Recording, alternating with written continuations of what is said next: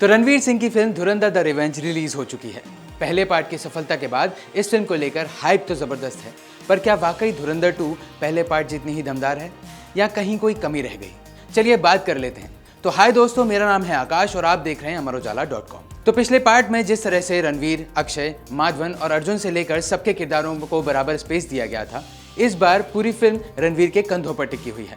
4 घंटे की इस फिल्म को देखते हुए आप निराश नहीं होंगे, पर हाँ, कहीं कहीं कहानी कमजोर पड़ती है। हमजा अली मजारी हो या जसकीरत सिंह रांगी, दोनों को देखकर मजा तो आएगा, पर आप कहीं ना कहीं रहमान डकैत के ऑरा को मिस जरूर करेंगे। संजय दत्त हो या अर्जुन रामपाल, अगर आप यही उम्मीद लगाकर बैठे हैं कि ये किरदार आपको कुछ बड़ा धमाका करेंगे, तो आप निराश हो जाएंगे। सारा अर्जुन तो आधी फिल्म निकल जाने के बाद पल भर के लिए नजर आएंगी। तो कुल मिलाकर पूरे 4 घंटे आप रणवीर सिंह को ही स्क्रीन पर देखते हैं।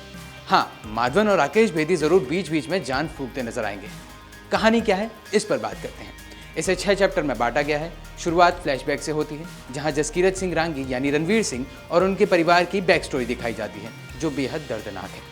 जसकीरत अपने परिवार के साथ हुए अन्याय का बदला लेने के लिए खून खराबा करता है और इस मामले में उसे उम्र कैद की सजा सुनाई जाती है।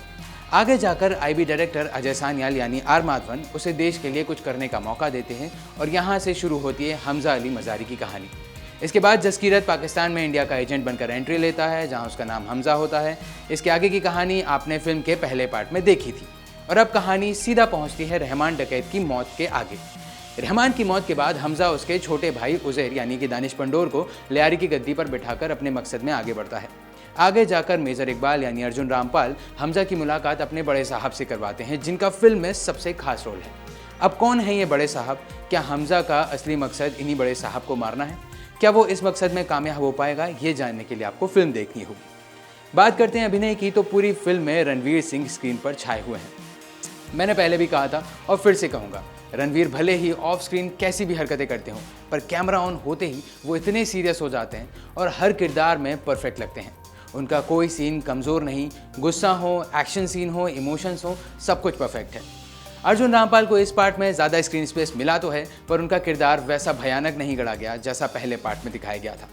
1-2 सीन छोड़कर उनके पास यहाँ एक्टिंग करने के लिए कुछ खास नहीं रहा। संजय दत्त उतने ही नजर आते हैं जितना पहले पार्ट में नजर आए थे। माधवन जब स्क्रीन पर आते हैं, आपकी बिगड़ती हुई फिल्म को संभाल जाते हैं। सारा अर्जुन का फिल्म में सिर्फ एक ही बड़ा सीन है, बाकी फिल्म से वो पूरी तरह गायब ही हैं। राकेश बेदी, जिस तरह से ये पिछले पार्ट में सरप्राइज पैकेज थे, यकीन मानिए फिल्म के क्लाइमैक्स में आप उनके फैन बन जाएंगे। बाकी मानव गोहिल, गौरव गेरा, दानिश पंडोर, बाकी सभी किरदारों ने अपने साथ न्याय किया है। कैसा है फिल्म का निर्देशन?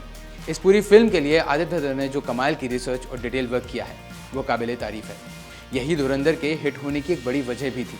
पार्ट 2 में उन्होंने नोटबंदी, अतीक अहमद और दाऊद इब्राहिम का जो कनेक्शन जोड़ा है, वो देखकर मज़ा आ जाता है। हालांकि जिस तरह से उन्होंने पहले पार्ट में स्टोरी टाइट रखी थी और समय समय पर सरप्राइज दिया था, इस पार्ट में वैसा नहीं हो पाता। ऐसा लगता है जैसे आदित्य ने इस दूसरे पार्ट पर ज़्यादा काम नहीं किया। उन्होंने यह सोचकर इसे रिलीज़ कर दिया कि यह तो पहले पार्ट की हवा में ही चल जाएगी। शुरुआत और क्लाइमैक्स को छोड़ दें तो पूरी फिल्म में इक्का दुक्का ही यादगार सीन बनते हैं। हालांकि ये फिल्म कंप्लीट पैकेज है, एक्शन सीन मज़ेदार हैं। बाकी पूरी फिल्म तो इस तरह चलती है जैसे कोई कहानी शुरू की थी और उसे बस पूरा करना है। कई सीन हैं जो यादगार रहेंगे, लेकिन कुछ सीन कमज़ोर पड़ते हैं। कई सीन ऐसे भी हैं जिनसे पहले ही अंदाज़ा लग जाता है कि आगे की कहानी क्या होने वाली है। आदित्य यहाँ कुछ सरप्राइज एलिमेंट रखते तो मज़ा दोगुना हो जाता। हाँ, क्लाइमैक्स में ज़रूर उन्होंने थोड़ी सी जान फूकी, पर तब तक देर हो चुकी थी। संगीत की बात करें तो पहले पार्ट के मुकाबले ये थोड़ा सा कमज़ोर है। 1-2 गाने छोड़कर कोई गाना यादगार नहीं है। एक रोमांटिक सॉन्ग है जो जबरन ठूसा हुआ लगता है। अब सवाल उठता है कि इस फिल्म को देखें या नहीं। पहला पार्ट देखा था तो इसे ज़रूर देख सकते हैं। हाइप और सेलेब्स के रिव्यू देखकर ना जाएं, आप निराश होंगे। ठीक ठाक फिल्म है, एंजॉय करके वापस लौटें। फिल्म से बहुत ज़्यादा या पहले पार्ट जैसे सीन, सरप्राइज या एंटरटेनमेंट की उम्मीद ना रखें। इस फिल्म में सबसे बड़ी खास बात यह है कि इसका जो स्टार्टिंग है, वहाँ जो रणवीर की स्टोरी का जो बैकड्रॉप दिखाया गया है, वो कमाल है और क्लाइमैक्स सीन कमाल है। लेकिन बीच में ये फिल्म थोड़ी सी धीमी हो जाती है। हालांकि रणवीर ने अपनी एक्टिंग से इसमें खूब दम भरा है। अमर उजाला की तरफ से हम इस फिल्म को देते हैं 3.5 आउट ऑफ 5 स्टार्स। अगर आप ये वीडियो YouTube पर देख रहे हैं तो हमारे चैनल को सब्सक्राइब कर बेल आइकन दबाएं और Facebook पर देख रहे हैं तो हमारे पेज को लाइक करें।